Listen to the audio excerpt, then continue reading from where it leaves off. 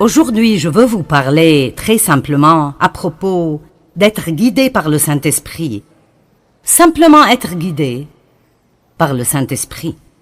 Dans 2 Corinthiens chapitre 3, verset 8, Paul a dit que, en tant que serviteur de Dieu, il devait s'assurer que les gens obtiennent et soient guidés par le Saint-Esprit. Il a dit le ministère au service de l'Esprit. Ce ministère spirituel qui est de faire que les hommes obtiennent et soient gouvernés par le Saint-Esprit sera bien plus glorieux encore que quand la loi a été donnée. Pensez à cela. C'est ce que je fais, et c'est la responsabilité de tout serviteur, d'enseigner aux gens toute la parole de Dieu, mais surtout enseigner aux gens comment vivre une vie où ils sont remplis du Saint-Esprit tout le temps, littéralement remplis du Saint-Esprit tout le temps. Et je veux encourager chacun d'entre vous aujourd'hui et chaque jour de votre vie à prier pour que vous soyez remplis jusqu'à déborder de la présence et de la puissance du Saint-Esprit. Le monde est dans un état désespéré et quand les gens sont autour d'un croyant, il doit y avoir un débordement qui sort de nos vies, qui fera une différence pour quelqu'un d'autre. Et je veux avoir ce débordement dans ma vie jusqu'au point où je n'ai pas nécessairement besoin de prêcher à quiconque, et je ne parle pas de comme je le fais maintenant, mais quand je vais à la pharmacie ou au supermarché, je veux que les gens sachent qu'il y a une différence dans ma vie. Et je crois que c'est ma responsabilité, en tant que serviteur, d'enseigner tout le conseil de la parole de Dieu, mais particulièrement de savoir plus à propos du ministère du Saint-Esprit. Quand Jésus est monté aux cieux, il a dit « Ce sera en fait plus avantageux pour vous que je m'en aille, parce que si je m'en vais, je vous enverrai le Saint-Esprit. » Jésus ne pouvait être qu'à un seul endroit à la fois parce qu'il était dans un corps, mais le Saint-Esprit est dans nous tous et travaille à travers nous tous, tout le temps, à travers toute la terre. C'est pourquoi Jésus a dit « Vous accomplirez les œuvres que je fais, vous en ferez même de plus grandes. » Chacun tout seul ne fera peut-être pas de choses plus grandes, mais nous tous, si nous travaillons ensemble comme un seul homme, nous pouvons faire de plus grandes choses parce que le Saint-Esprit est en nous tous et il travaille. Donc nous voulons obtenir et être remplis de et guidés par le Saint-Esprit. Maintenant, être guidé par le Saint-Esprit est quelque chose de vraiment majeur. Et j'étais une chrétienne pour beaucoup d'années. Et même si j'aimais Dieu et j'allais à l'église régulièrement, je n'étais pas guidée par le Saint-Esprit. J'étais guidée par moi-même. J'étais guidée par Joyce et ce que je voulais faire, et cela s'appelle la chrétienté charnelle. C'est de cela que Paul parlait quand il parlait à propos de personnes qui étaient charnelles. Mais quand nous apprenons comment être guidés par le Saint-Esprit nous guide hors de l'esclavage et dans la victoire. Il nous montre quoi faire quand nous avons des problèmes dans certaines situations. Il nous guide dans de grandes décisions spirituelles majeures et qui changent nos vies, et il nous guide dans les petites choses de tous les jours qui ne feraient probablement aucune différence pour quiconque d'autre que vous. Nous avons besoin d'avoir ce genre de relation proche avec le Saint-Esprit. Donc il dit, je veux que vous soyez remplis et guidés par le Saint-Esprit. Maintenant, 1 Thessaloniciens chapitre 5, versets 22, 23 et 24. Retenez ce qui est bon et gardez-vous de ce qui est mauvais sous quelque forme et quelque type que ce soit. Que le Dieu de paix lui-même vous rende entièrement saints, qu'il vous sépare des choses profanes, vous rende purs et entièrement consacrés à Dieu, et qu'il vous garde parfaitement esprit, âme et corps. Maintenant comprenez cela. Votre esprit, votre âme et votre corps, votre esprit, votre âme et votre corps. Encore une fois, qu'il vous garde parfaitement esprit, âme et corps, afin que vous soyez irréprochables lors de la venue de notre Seigneur Jésus-Christ le Messie. Et le verset 24, celui qui vous appelle à lui est fidèle et digne de confiance, et c'est lui qui accomplira tout cela, il accomplira son appel en vous bénissant et en vous gardant. Maintenant, je pense que si un jour nous ne serons pas en colère contre nous-mêmes, nous devons peut-être nous comprendre nous-mêmes un peu mieux que maintenant, parce que vous savez que vous pouvez vouloir deux choses différentes en même temps, l'une étant bonne et l'autre étant mauvaise. Et vous pensez, quel est mon problème maintenant? Je veux me lever et aller à l'église demain. Je ne veux pas me lever et aller à l'église demain. Je ne veux pas manger cette glace au chocolat. Je veux manger cette glace au chocolat. Je veux te pardonner. Je veux rester en colère contre toi tout le reste de ma vie. Eh bien, ce qui arrive est ceci. Ceux-ci sont nos petits amis aujourd'hui. Le corps, l'âme et l'esprit. Nous avons une petite lumière dans notre esprit. J'ai pensé que c'était plutôt génial. Alors, quand nous sommes nés de nouveau, cette partie de nous, la partie de l'esprit, qui est la partie la plus profonde de notre être, est rendue sainte. Nous sommes lavés à l'intérieur, parce que Dieu ne peut pas être quelque part qui n'est pas saint. Donc, pour qu'il vienne et pour qu'il vive en nous, il doit nettoyer l'endroit avant de pouvoir venir et y vivre. J'aime le dire ainsi, j'aime dire que lorsque nous sommes nés de nouveau, nous portons en nous la graine de tout ce que Dieu est. J'aime un Jean 3,9, il dit que nous recevons la semence divine du Dieu puissant. Nous obtenons une nouvelle nature. Dieu vient vivre en nous et nous avons littéralement tout ce dont nous avons besoin spirituellement pour grandir et être mature et être tout ce que Dieu veut que nous soyons. Alors il dit, je te sanctifierai, esprit. Mais quoi à propos de ce gars-là, l'âme? Mais qu'en est-il de... Vous voyez, nous l'avons bien habillé, n'est-ce pas merveilleux? Le corps. Et nous ne pouvions pas trouver de façon de le faire. Mais le corps aime se vêtir de tout cela et puis se regarder. N'aimez-vous pas cela? La moitié de ceci m'appartient probablement. Voici une petite étiquette qui dit « Je suis génial ».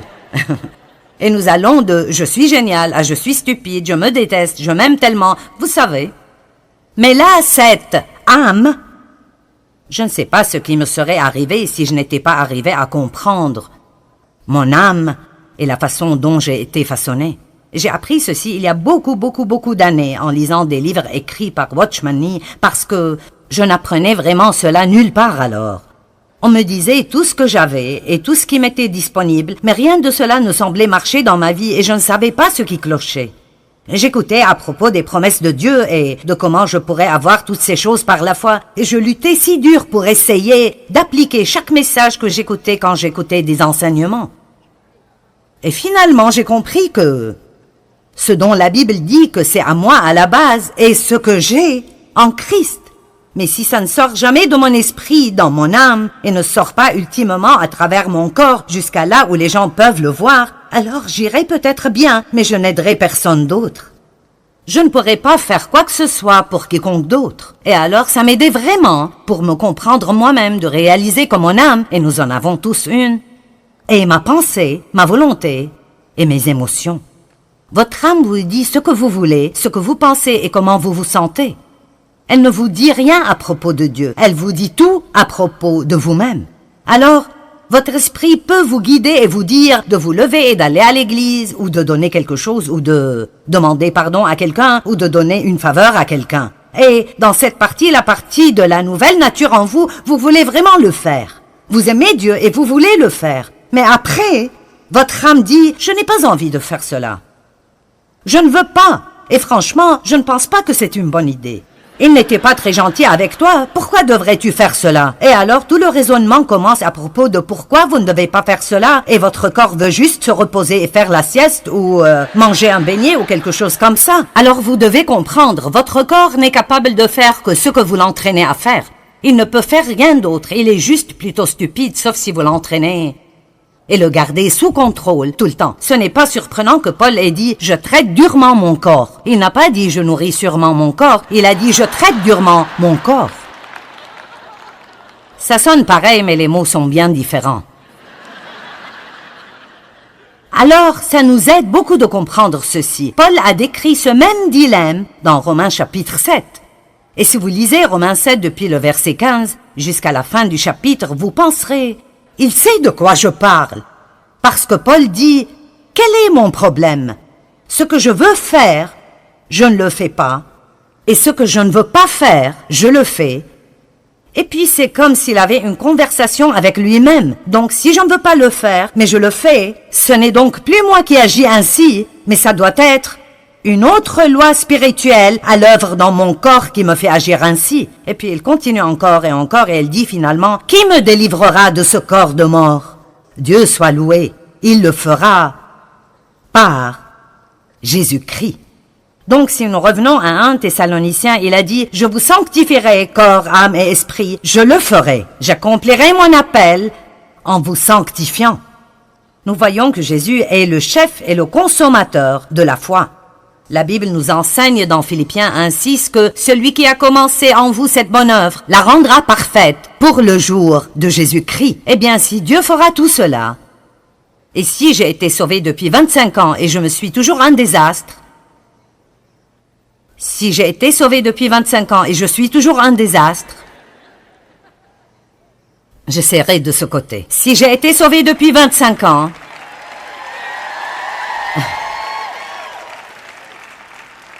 est-ce que quelqu'un sait de quoi je parle? Amen. Alors quelque chose va mal. Donc, qu'est-ce qui cloche? Je veux dire, Dieu a promis qu'il le ferait. Mais si ça n'arrive pas, alors, quel est le problème? Eh bien, peut-être que vous ne savez pas comment vous appuyer sur la grâce de Dieu, ni comment vraiment dépendre de lui, ni comment recevoir sa grâce. Mais aussi, peut-être que nous ne coopérons pas avec et ne nous soumettons pas au Saint-Esprit. J'aime dire tout le temps que nous sommes les partenaires de Dieu. Dieu a sa part et nous avons la nôtre. Dieu ne fera pas notre part et nous ne pouvons pas faire la sienne. Amen. Dieu ne fera pas ma part et je ne veux pas faire la sienne. Et je me mettrais dans les beaux pétrins si j'essayais de faire sa part. Je veux dire, j'ai tellement essayé de changer Dave et ça n'a simplement pas marché. Amen. J'ai essayé de changer mes enfants et ça n'a pas marché non plus. Nous essayons toujours de faire des choses que nous ne pouvons pas faire au lieu de faire ce que nous pouvons faire et de laisser Dieu faire ce que nous ne pouvons pas faire. Ça s'appelle la confiance. Dieu veut que nous jouissions de cette aventure. Alors, quelle est notre part? Vous savez, je crois que notre part est d'apprendre à laisser le Saint-Esprit nous guider. Et quand nous sentons que l'Esprit Saint nous demande de faire ou de ne pas faire quelque chose, nous ne devons pas lutter contre cela. Nous devons simplement nous abandonner au Saint-Esprit. Nous avons simplement besoin de dire « D'accord, tu es plus intelligent que moi, je suis passé par là 100 fois. Pourquoi est-ce que je continue d'insister à faire cela à ma façon et de passer par là une fois de plus ? Pourquoi ne pas dire « Tu es plus intelligent que moi, que tu sais ce que tu fais » et simplement abandonner? Mais nous sommes un peu têtus parfois. Ne sommes-nous pas un peu têtus parfois? Peut-être que ce n'est personne d'entre vous, mais je sais que je le suis. Le Saint-Esprit est l'agent de sanctification et quand la Bible parle de la sanctification, même si nous sommes déjà sanctifiés dans l'Esprit, il parle de notre sanctification totale. Totale. En d'autres termes, Dieu veut, je le dirais de cette façon, il ne veut pas juste être gardé dans cette boîte spirituelle. Il ne veut pas juste vivre dans cette petite boîte spirituelle où nous le laissons sortir le dimanche matin pendant 45 minutes et puis nous partons et le reste de la semaine, nous avons un autocollant sur notre voiture et une croix autour du cou, mais nous faisons exactement ce que nous voulons tout le temps. Ce n'est pas le but de Dieu pour nos vies. Son but est que nous nourrissions notre esprit de la parole de Dieu qui commence alors à renouveler nos pensées et puis cette parole commence à agir dans nos vies. Elle change nos pensées, elle change notre volonté et elle commence à contrôler nos émotions. Mais cela n'arrive pas sans que nous disions « Oui Seigneur, c'est ce que je veux dans ma vie ». Vous savez quoi? Dieu est un gentilhomme et il ne nous obligera pas à faire quoi que ce soit. Nous devons le vouloir. Et si vous étudiez le mot sanctification, c'est le même mot que sainteté. Et parfois, quand on parle de la sainteté, les gens sont un peu mal à l'aise. Mais la Bible dit que la sainteté est une récompense. C'est en fait une récompense. Quand vous vivez une vie sainte, c'est une récompense parce que vous ne vous sentez pas coupable et condamné tout le temps à cause de toutes ces choses que vous ne faites pas et que vous savez que vous devriez faire parce que Dieu vous a dit de les faire et vous ne l'avez pas écouté. Maintenant, vous avez des problèmes. Tout le monde reconnaît cette situation-là? D'accord. Tout le monde, bien sûr. Alors j'aimerais prendre la liberté ici de vous lire un peu de la définition du mot sanctification du dictionnaire grec Vine. Donc ce n'est pas quelque chose que je viens d'inventer. Ça vient des gens qui sont supposés savoir de quoi ils parlent. N'aimez-vous pas mettre le mot expert partout? Eh bien, ceci vient des experts. Donc la sanctification veut dire réservé pour Dieu. Donc la première question que je veux vous poser est: est-ce que vous croyez que vous êtes réservé pour Dieu? Vous ne vous appartenez pas, vous avez été acheté, d'après la Bible, acheté par quelque chose de précieux, le sang de Jésus-Christ. Et cette croix qui est en haut, je leur ai demandé de mettre ça là ce week-end, parce que je veux continuer à rappeler les gens du prix que Jésus a payé pour cette liberté que nous avons quand il a été cloué sur cette croix et a souffert et a saigné et est mort et a payé pour nos péchés. Amen. Et alors, je dois avoir un type de réponse à cela, différent de juste passer ma vie à faire ce que je veux faire. J'aime toujours dire que si Dieu n'avait besoin de nous pour rien, dès que nous sommes sauvés, il pourrait nous ravir d'ici et nous irions dans la gloire. Mais il a besoin de nous. Nous sommes les mains et les pieds, les yeux, les bras, la bouche, les oreilles de Jésus. Il appelle le monde à travers nous. Donc, mis à part pour Dieu. Et puis il dit le type de vie, ou comme j'aime l'appeler, le mode de vie, qui est approprié à ceux qui sont mis à part. Donc en d'autres termes, si nous sommes mis à part pour Dieu, alors il y a un mode de vie qui doit aller avec cela. Alors, nous ne pouvons pas juste aller à l'église et continuer à vivre avec un mode de vie profane et impie toute la semaine. Il y a un certain mode de vie que nous vivons. Si nous appartenons à Dieu, nous commençons à penser et à parler différemment. Nous commençons à agir différemment. Nous pardonnons aux gens qui nous ont blessés. Nous ne restons pas en colère contre eux. Nous ne gardons pas tout pour nous-mêmes. Nous apprenons en fait à nous réjouir dans le don. Nous sommes bons envers les gens. Nous voulons faire des choses pour les gens. Ça devient une marque déposée dans nos vies de voir combien de gens nous pouvons en fait rendre heureux. Nous ne sommes pas centrés sur nous-mêmes tout le temps en nous ayant nous-mêmes en tête. En fait, nous croyons que nous appartenons à Dieu et nous nous levons chaque jour pour dire « Dieu, me voici, montre-moi ce que tu veux faire pour moi aujourd'hui, montre-moi ce que tu veux faire à travers moi aujourd'hui, je ne m'appartiens pas, je t'appartiens à toi. » J'aime ce que Jésus a dit « J'ai préparé un corps pour vous. » Et c'est là où nous devons arriver. Nous sommes un corps totalement rempli et inondé de Dieu, comme le dit Paul dans Éphésiens 3, 19, pour que vous soyez remplis jusqu'à toute la plénitude de Dieu. Je vous le dis, quand vous arrivez au point où vous n'essayez pas de faire ce que vous voulez tout le temps, la vie devient si merveilleuse. Elle est absolument merveilleuse. Combien de vous savent ce que les feux d'arrêt sont? Vous arrivez à un feu d'arrêt et si le feu est vert, vous pouvez y aller. Et si le feu est orange, c'est supposé signifier faites attention. Ce ne serait pas très sage d'y aller. Mais la plupart d'entre nous pensent juste que ça veut dire dépêche-toi et passe avant que le feu devienne rouge. Et donc si c'est un feu rouge, ça veut dire stop! Vous savez, je crois que dans notre relation avec le Saint-Esprit, nous avons aussi des feux verts, des feux oranges et des feux rouges. Et nous devons savoir quand c'est orange. Tu devrais faire attention à ce propos. Et quand nous obtenons ce vas-y, et nous entendons Dieu dire « Arrête-toi, ne fais pas ça. Si tu le fais, tu auras des problèmes. » Je veux que les choses marchent bien dans ma vie, pas vous? Donc, nous sommes sanctifiés. Nous sommes supposés vivre une vie qui convient à notre appel. Et après, cette définition est longue et elle dit beaucoup d'autres choses, mais j'aime cette partie. Elle dit « Cette sanctification doit être apprise de Dieu comme il l'enseigne dans sa parole. » Écoutez ceci, et elle doit être poursuivie par le croyant sincèrement et indéniablement. Donc, en d'autres termes, je ne l'aurai jamais si je ne le veux pas vraiment. Et je dois le vouloir, vraiment, vraiment, vraiment fortement. Écoutez cette traduction du dictionnaire grec. Ce caractère saint n'est pas indirect.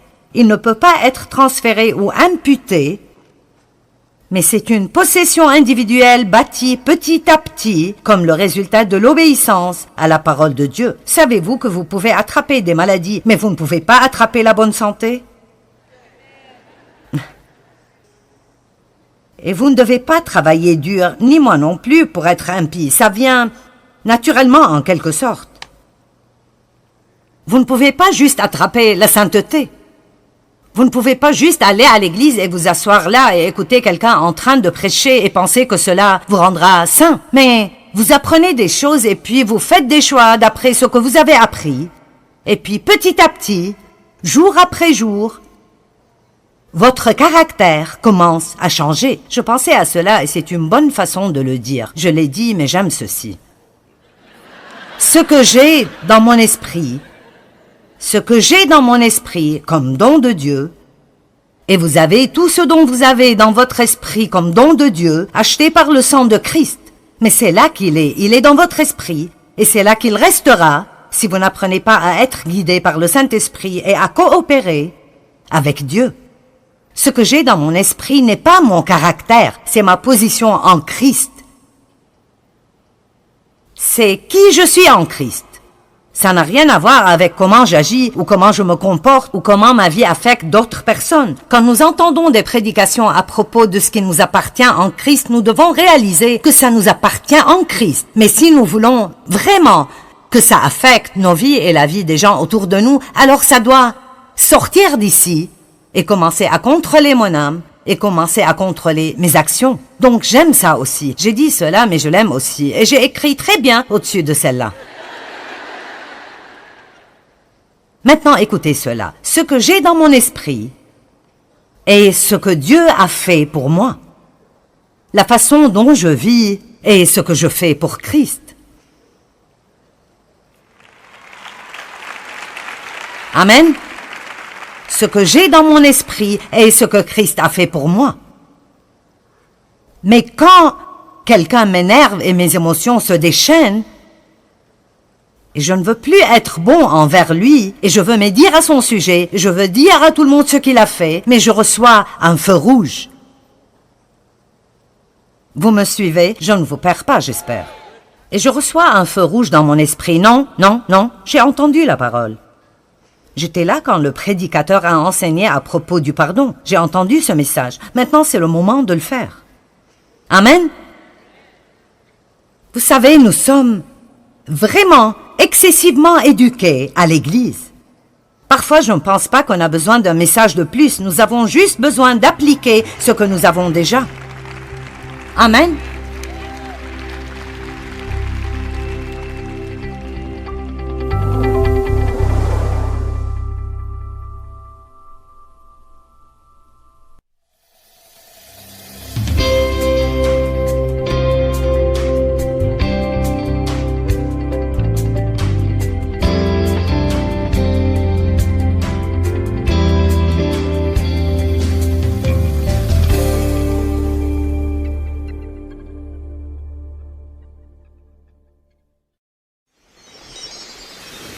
Dieu a déjà préparé quelque chose pour vous, mais vous, êtes-vous prêt à recevoir ce que Dieu vous a préparé? Restez avec nous dans Jouissez de votre vie.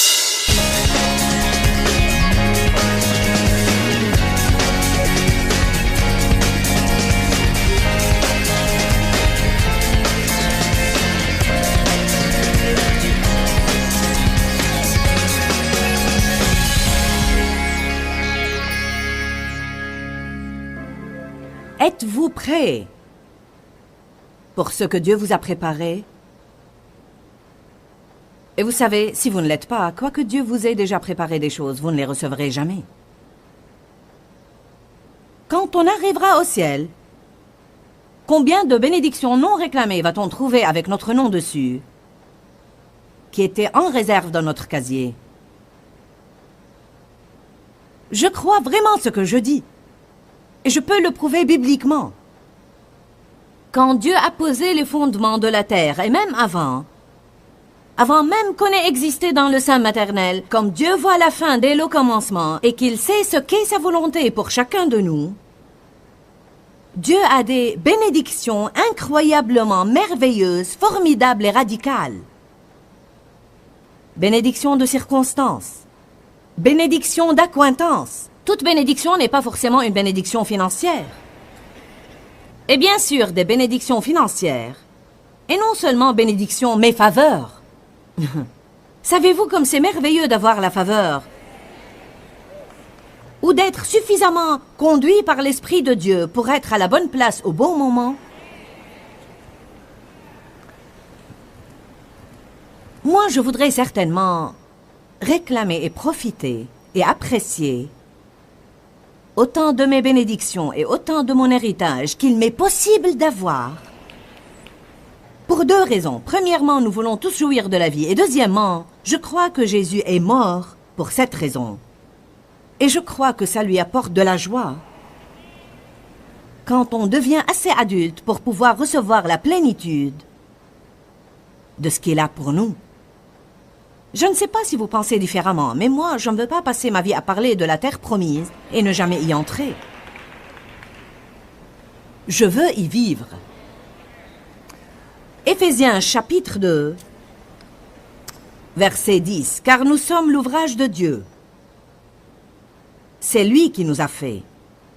Nous avons été récréés, nés de nouveau, en Jésus-Christ, pour les bonnes œuvres que Dieu a prédestinées et préparées d'avance afin que nous les pratiquions, que nous suivions les chemins qu'il a préparés d'avance pour que nous nous y engagions et nous vivions la bonne vie qu'il a arrangée au préalable et a préparée pour nous.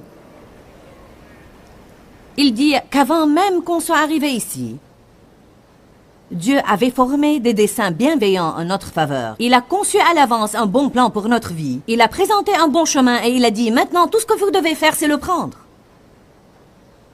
Allez, marchez-y. Puis, si vous voulez bien aller à 1 Corinthiens 2, 9.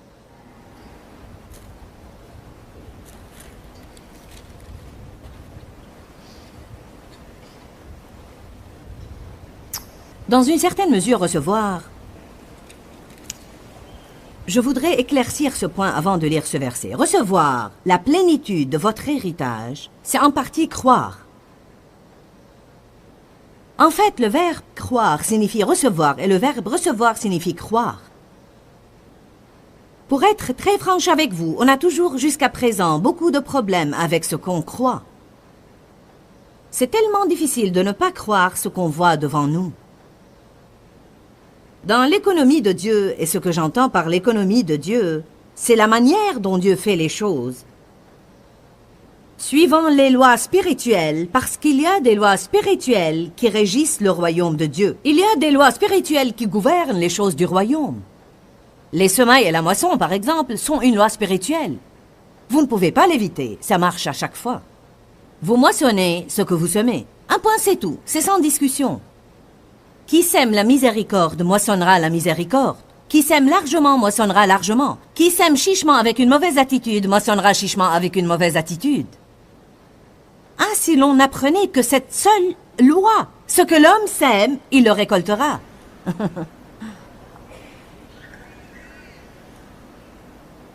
Mais dans l'économie de Dieu, on doit toujours croire ou apercevoir quelque chose dans l'esprit avant de le voir s'accomplir dans le naturel. Que recèle l'avenir? Pour demain, qu'est-ce que l'avenir nous réserve? Alors je dois vous demander, bon, que voyez-vous? Certains ne voient rien. Je vais vous dire quelque chose. Travailler dans le domaine de l'esprit et retirer des choses de l'esprit par la foi, c'est une sorte de travail. C'est un travail spirituel, mais ce travail est du genre qui exige un effort. Un effort spirituel. La prière demande un effort. Utiliser son imagination pour des saintes choses demande un effort.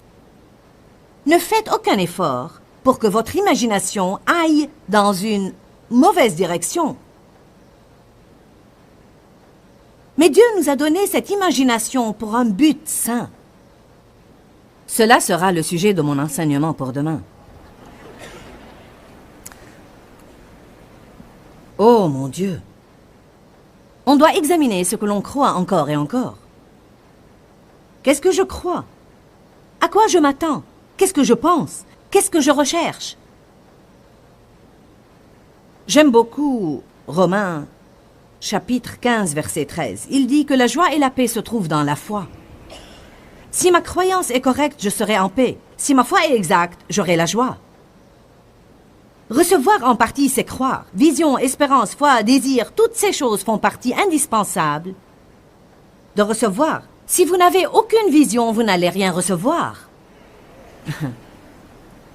Je pense que c'était hier soir ou ce matin que je vous ai dit comment j'avais pris ce saut de la foi selon Éphésiens 3:20 qui dit « Dieu peut faire au-delà, infiniment au-delà, de tout ce que nous pourrons jamais oser espérer, demander ou imaginer. » Vous devez espérer avec hardiesse, prier des prières audacieuses et avoir foi pour de grandes choses. Je préfère avoir foi pour beaucoup et n'en recevoir qu'une partie, que d'avoir foi pour rien et en obtenir le tout.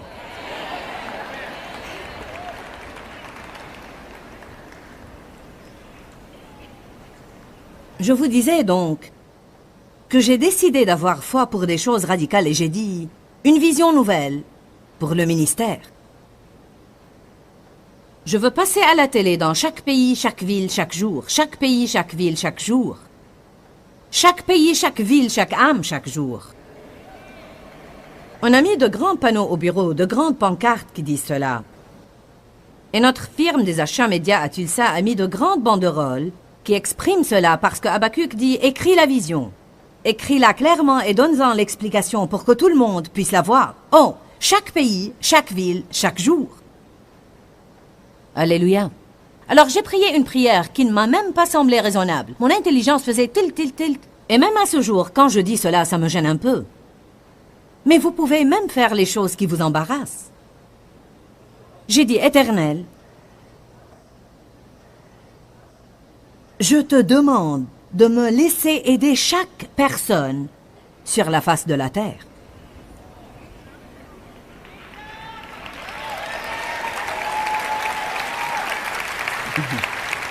Voyez maintenant, certains diraient « Hé, pour qui tu te prends ?» Absolument personne. Mais s'il peut faire au-delà de ce que je peux oser espérer ou imaginer, et si j'ai assez de hardiesse pour le prier,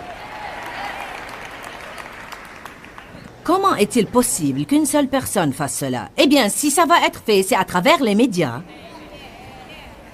Et il est évident que Dieu m'a ointe pour un ministère de médias. Et donc, je vais le pousser autant que je peux le pousser jusqu'à ce que Jésus revienne me prendre. Je n'essaye pas d'être insolente ou prétentieuse. Je dis simplement, pourquoi ne pas essayer d'obtenir la médaille d'or? Pourquoi ne viser que l'argent ou le bronze quand vous pouvez ambitionner l'or? Amen. Si vous allez faire quoi que ce soit de grand, vous allez devoir pousser au-delà de ce que les gens pensent. Si vous n'avez foi pour rien, vous ne recevrez rien. 1 Corinthiens 2:9. Mais au contraire, comme il est écrit, ce que l'œil n'a pas vu, ce que l'oreille n'a pas entendu, et ce qui n'est pas monté au cœur de l'homme, tout ce que Dieu a préparé, fait et tient prêt pour ceux qui l'aiment vraiment, lui portent une déférente affection, lui obéissent promptement et reconnaissent avec gratitude ses bienfaits. Il dit, votre œil n'a pas vu, votre oreille n'a pas entendu, et ça n'a même pas pénétré le cœur de l'homme, toutes les merveilles ou les grandes choses que Dieu a préparées, a déjà apprêtées et a préservées. Allez! Pasteur Donna me disait aujourd'hui qu'il vient d'emménager dans une nouvelle maison qu'elle a récemment acquise. Elle m'a dit qu'elle a loué dans un entrepôt 3 casiers qui consignent des boîtes pleines de trucs qu'elle doit encore déballer. Eh bien, vous avez un casier dans l'entrepôt du ciel. Vous avez une consigne de bagages au ciel qui a également beaucoup de choses qui doivent être réclamées et déballées. Y a-t-il quelqu'un selon l'esprit qui le croit? Pouvez-vous le sentir dans votre esprit? Vous n'avez pas nécessairement pris sur l'Évangile avec votre intelligence. Mais vous connaissez la vérité. Vous le sentez juste là, quand c'est vrai. Dieu a conçu une vie fantastique pour chacun de vous. En fait, si vous allez, et je pense qu'on va le faire quelques instants, allez au chapitre 4 de Galates. Vous voyez, la vocation principale de ma vie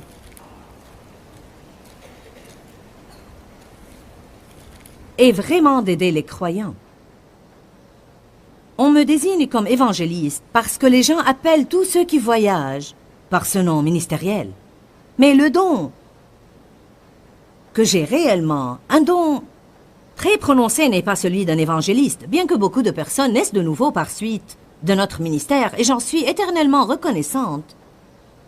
Mon appel est plutôt aux croyants pour leur apprendre à grandir et à devenir adultes, pour qu'ils saisissent ce que Jésus est mort pour leur donner.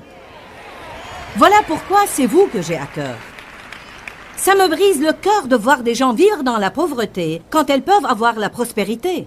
Ça me fait de la peine de voir les gens passer leur vie déprimés quand la joie leur est aisément disponible. On a besoin d'instruction.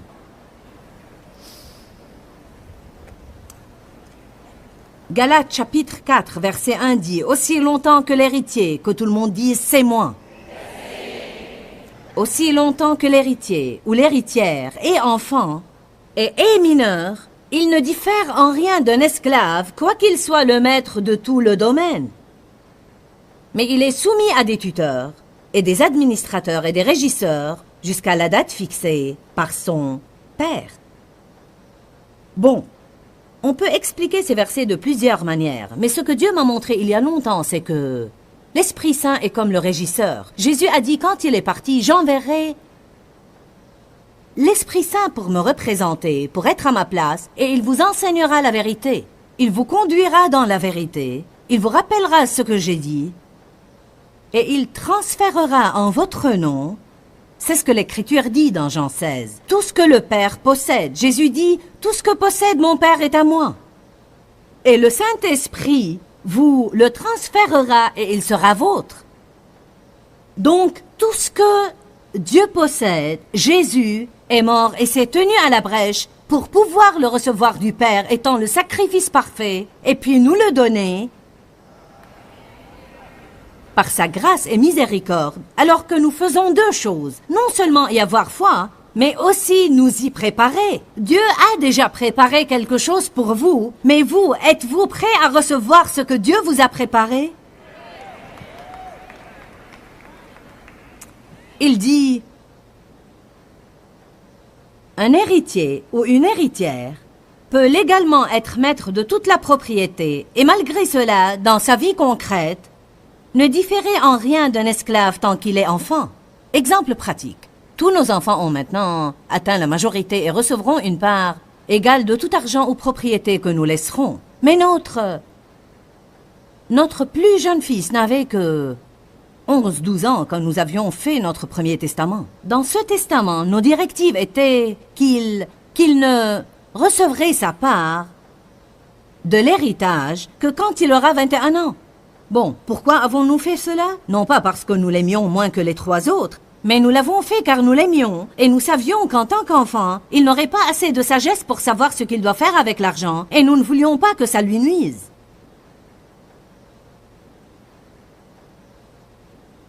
De même, Dieu a également un héritage pour nous tous, mais nous ne pourrons le recevoir que si il est légalement à nous. C'est pourquoi vous entendez des prédicateurs vous exhorter à propos des promesses et comment on a toutes ces choses en entrepôt pour nous achetées par le sang de Jésus. Ça pourrait déconcerter les gens s'ils ne comprennent pas cette deuxième partie parce qu'ils pensent « j'entends parler de cette terre promise ». Et j'entends parler de toutes ces promesses et toutes ces bonnes choses et la prospérité et la guérison et le succès et toute cette victoire. Quel est donc mon problème? Ne me jetez pas des pierres. Grandissez.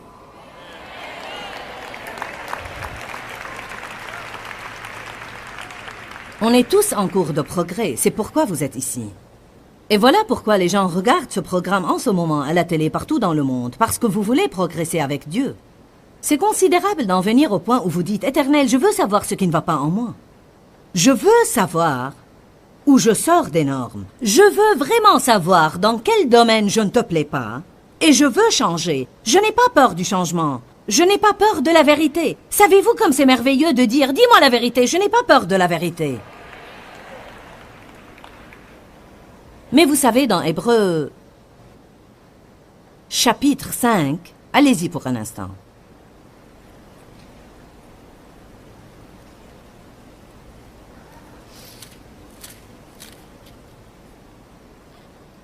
Dans Hébreux chapitre 5, à commencer par le verset 12, Paul dit à ces croyants remplis du Saint-Esprit, baptisés dans le Saint-Esprit et qui opèrent dans ses dons, il leur dit, « Vous qui depuis longtemps devriez enseigner les autres, vous avez encore besoin qu'on vous enseigne les principes élémentaires des paroles de Dieu. Vous en êtes venus à avoir besoin de lait et non de nourriture solide. Les bébés ont besoin de lait. Tout le monde ne peut pas digérer la nourriture solide. Certains, si vous essayez de leur donner de la viande, ils vous la crachent. Or, quiconque en est encore au lait, ceux-ci sont ceux qui ne peuvent pas supporter une parole solide. Une parole solide est une vérité qui vous convainc. Une parole solide est une vérité qui a quelque chose à dire sur votre comportement, et non simplement sur les bénédictions qui vous sont entreposées. Il dit « Quiconque en est encore au lait, quiconque ne peut se nourrir que de lait, n'a évidemment pas l'expérience et ne peut goûter la doctrine de justice. » Qu'est-ce que ça veut dire? Ils ne savent pas qui ils sont en Christ. Ceux qui ne savent pas qui ils sont en Christ sont insécurisés. À ces personnes qui manquent d'assurance, vous ne pouvez pas dire la vérité, parce qu'elles se sentent déjà si mal à propos d'elles-mêmes. Si vous essayez de leur montrer la vérité au sujet de quoi que ce soit dans leur comportement qui doit changer, ça ne fait qu'augmenter leur sentiment d'insécurité. Afin de recevoir la vérité, afin de recevoir correction de la parole de Dieu, vous devez savoir qui vous êtes en Christ et vous devez savoir séparer qui vous êtes de ce que vous faites.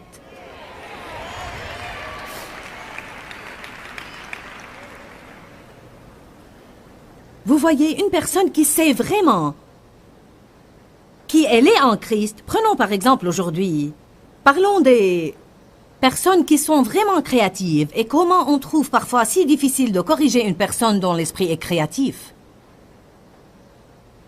Parfois, les gens qui sont très créatifs sont également très sensibles. Cela fait partie de leur don, mais ça peut également jouer en leur défaveur. Et les choses qu'ils créent, je veux dire les belles choses qu'ils conçoivent, font tellement partie d'eux qu'ils ne savent pas différencier ce qu'ils font de leur propre personne. Et s'ils produisent quelque chose que quelqu'un n'aime pas, ils en sont ravagés. Ainsi, on peut trouver difficile parfois de travailler avec des gens vraiment créatifs.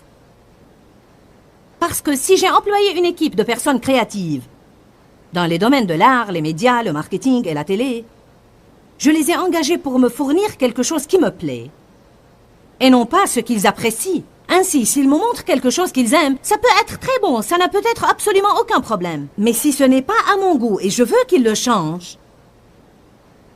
Et puis parfois, mes employés ne sont pas comme ça maintenant, parce qu'on a dû élaguer quelques-uns.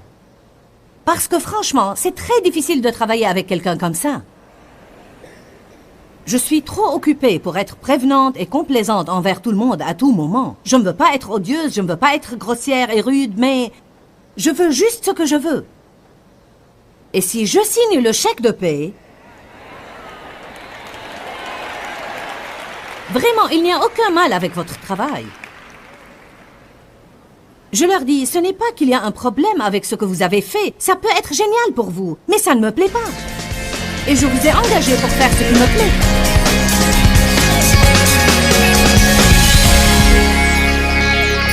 Eh bien, êtes-vous prêts pour tout ce que Dieu a préparé pour vous?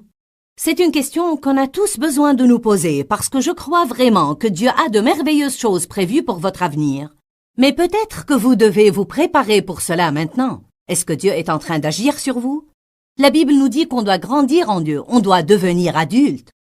On doit faire mourir les convoitises de la chair et nous préparer pour ce que Jésus est mort pour nous offrir. Il veut que nous jouissions de nos vies et on doit réclamer le plus possible de cet héritage qui est le nôtre. Je vous encourage aujourd'hui à faire que ce temps dans votre vie soit un temps de préparation pour ce que Dieu a conçu pour vous à l'avenir. Que recèle votre avenir? Votre avenir comprend de grandes choses. Je crois que l'avenir de chaque personne renferme de grandes choses, mais si vous ne vous préparez pas pour ces choses-là, quand le temps viendra où Dieu voudra les libérer dans votre vie, il devra vous passer outre parce que vous n'avez pas fait ce que Dieu vous a dit de faire quand il vous a dit de le faire. Croyez-moi, l'obéissance est très importante. Et non seulement l'obéissance partielle, mais l'obéissance complète. Pourquoi, Seigneur, pourquoi? Dans ce livret, Joyce Meyer nous enseigne à travers la parole comment être délivré de la confusion. Pour obtenir ce livret gratuitement, écrivez-nous à Joyce Meyer, boîte postale 40095-6300 Larnaca, Chypre. Ou bien visitez notre site web www.joycemeyer.org/fr.